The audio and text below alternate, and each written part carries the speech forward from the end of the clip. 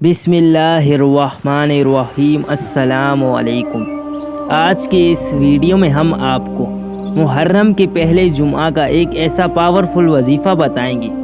अगर आप इस वजीफ़ा को मुहर्रम के पहले जुम्आ को करेंगे तो आपकी हर दुआ पूरी होगी, आपकी परेशानी ख़त्म हो जाएगी, आपकी जो भी हाजत है वो पूरी होगी और आपकी जो भी मुसीबत है वो ख़त्म हो जाएगी।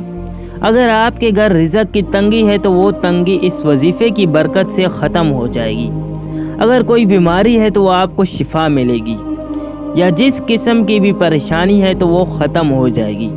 ये छोटा सा वजीफ़ा है, अगर आप इस वजीफ़ा को करेंगे तो आपको इस वजीफ़े का बहुत ज़्यादा फ़ायदा होगा। ये वजीफ़ा कौन सा है और इस वजीफ़े को करने का क्या तरीका है, ये सब हम आपको बताएंगे। लेकिन सबसे पहले आप हमारी इस वीडियो को लाइक कर दें, और अगर आपने अभी तक हमारे चैनल को सब्सक्राइब नहीं किया हुआ तो हमारे चैनल को सब्सक्राइब करके आप इस घंटी के बटन को भी ज़रूर दबाएं, ताकि हमारी हर न्यू आने वाली वीडियो का नोटिफिकेशन आप तक पहुंच सके। तो आपने मुहर्रम के पहले जुमा को नमाज असर के बाद तन्हाई में बैठ जाना है।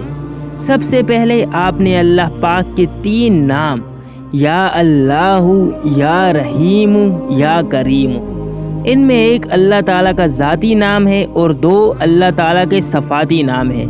आपने अल्लाह ताला के इन तीनों नामों को 100 मरतबा पढ़ना है। आपने इन तीनों की एक ही तस्बीह करनी है। आपने इनको तस्बीह के एक ही दाने पर इस तरह से पढ़ना है, या अल्लाहु, या रहीमु, या करीमु। ये 1 मरतबा हो गया। फिर आपने तस्बीह के दूसरे दाने पर या अल्लाहु, या रहीमु, या करीमु, ये 2 मरतबा हो गया। इस तरीके से आपने इन तीनों नामों को एक ही तस्बीह में पढ़ना है। इनको आपने 100 मरतबा पढ़ना है। ये पढ़ने के बाद आपने 100 मरतबा कोई सा भी दुरूद पाक पढ़ना है। ये सब पढ़ने के बाद आपने अल्लाह पाक से दुआ मांगनी है। आपकी जो भी दुआ है, परेशानी के बारे में या कोई बड़ी हाजत है, तो इंशाअल्लाह इस वजीफ़े की बरकत से आपकी वो दुआ पूरी होगी।